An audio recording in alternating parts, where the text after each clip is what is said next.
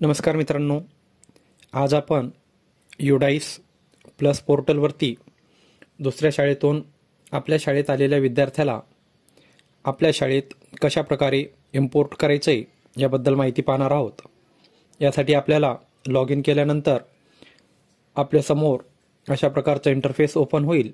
इथे आपल्याला 2024-25 या टॅबवरती क्लिक करायची आहे। या टॅबवर क्लिक केल्यानंतर आपल्यासमोर अशा प्रकारचा एक इंटरफेस ओपन होईल। आपल्या स्क्रीनच्या लेफ्ट साईडला काही आपल्याला इथं टॅब दिसत आहेत।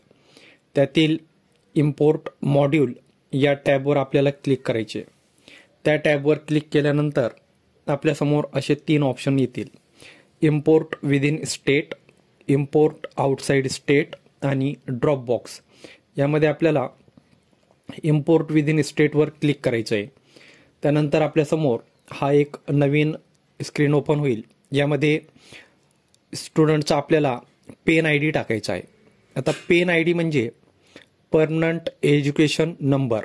जर तो पेन आय डी आपल्याकडे नसेल तर आपण इथे जी निळ्या रंगामध्ये गेट पेन अँड डेट ऑफ बर्थ दिसते तिथं आपल्याला क्लिक करायचे।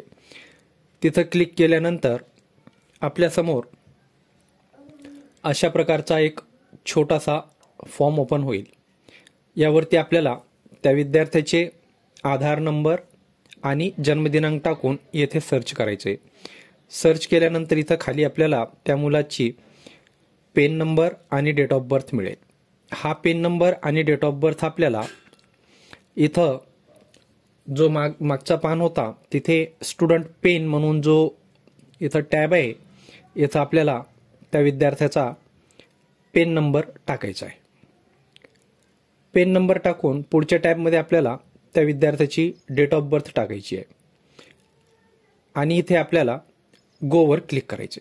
गोवर क्लिक केल्यानंतर आपल्यासमोर अशा प्रकारे त्या विद्यार्थ्याची माहिती ओपन होईल। आपण इथे पाहू शकता, जर ही माहिती हिरव्या रंगात असेल तर तो विद्यार्थी आपण इम्पोर्ट करू शकतो आणि ती माहिती जर लाल रंगात असेल तर आपण त्याला इम्पोर्ट करू शकत नाही। मग खाली आपण इथे त्या विद्यार्थ्याचं सेक्शन आणि आपण त्याची ॲडमिशन डेट इथं टाकायची आणि त्याला इम्पोर्टवर क्लिक करायचे। इम्पोर्ट बटनावर क्लिक केल्यानंतर आपल्यासमोर एक कन्फर्मेशनचा मेसेज येईल। आपल्याला तिथे विद्यार्थ्याचे नाव वगैरे सर्व माहिती खात्री करायची आहे की तोच विद्यार्थी आहे का जो आपल्या शाळेत आलेला आहे आणि आपण त्याच विद्यार्थ्याला इम्पोर्ट करतोय काय। जर माहिती व्यवस्थित असेल तर तिथं आपल्याला कन्फर्मवर क्लिक करायचे।